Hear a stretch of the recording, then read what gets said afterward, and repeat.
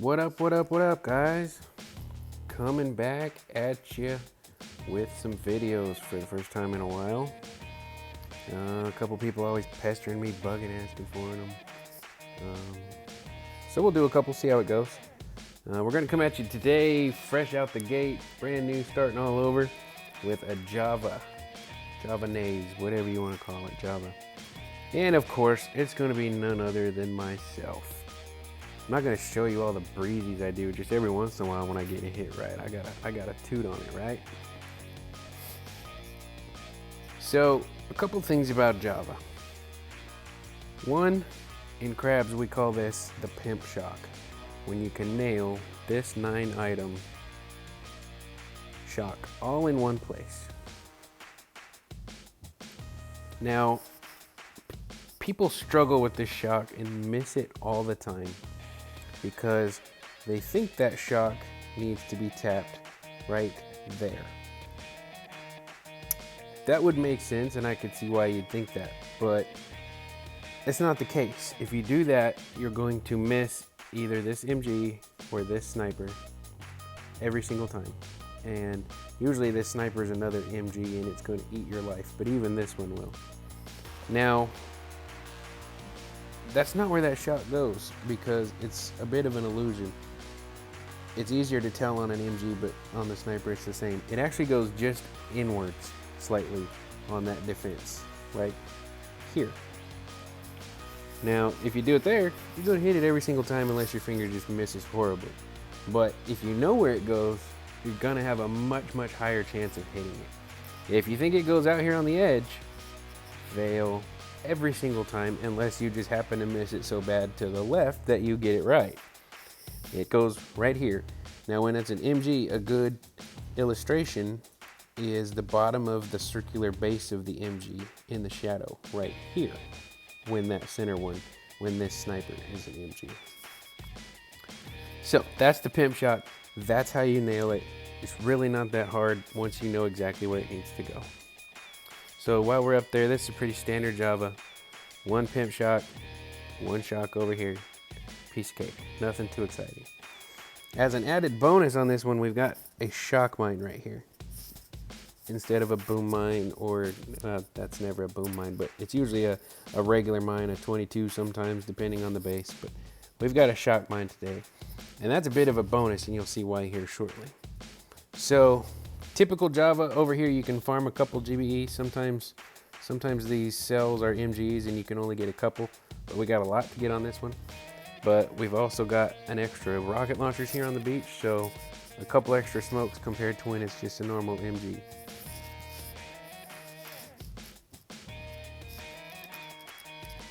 Let's get started.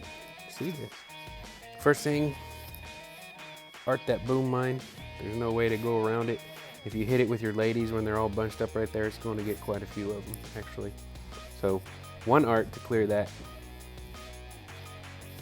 We're going to eat some cells. And then we've got something else to talk about here when farming.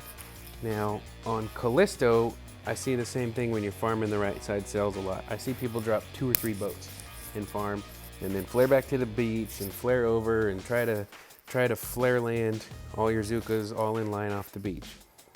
That's possible, I guess, but it's way overcomplicating things, and you end up with a long, strung out line of girls. No matter how perfect your timing is, it's a long trail getting all of the Zukas off each boat. So Java, and like I said, as well as Callisto and any other base that you can farm some cells, like, I don't know, Humble Pie or something, I prefer to land all 8 boats and then flare back to the beach. But the key here is when you flare back to the beach, you want to do your over flare when about half of your girls hit that flare and turn back around. So you've got half going up, half going down. Now your train of girls is much shorter. And on Callisto, the same applies as well.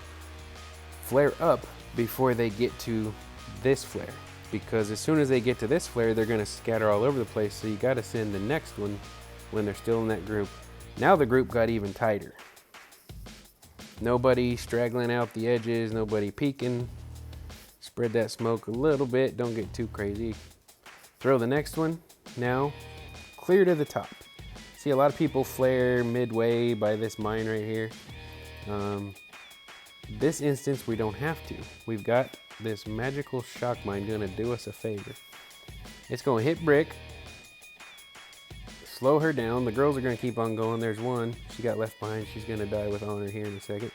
You just saw the second flare go by. Always remember to reflare. Girls can't make it to the top of a map without a reflare, and if that top one burns out, we all knows what goes wrong there. It's not good. They always split these defenses right here, the flamethrowers and then the MG snipers, so you can just predict that when you put your top flare behind that sniper. One last flare to tighten them up into the smoke.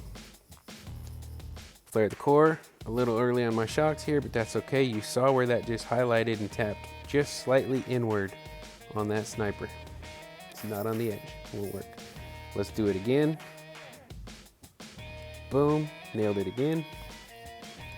And you also saw critters go flying by.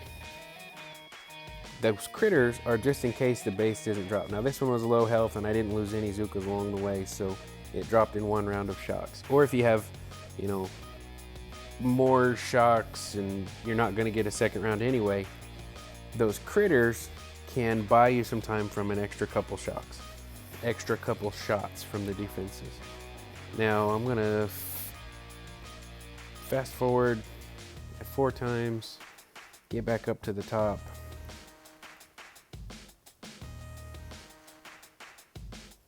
Flare up. Wait as long as possible for this smoke right there. Flare again.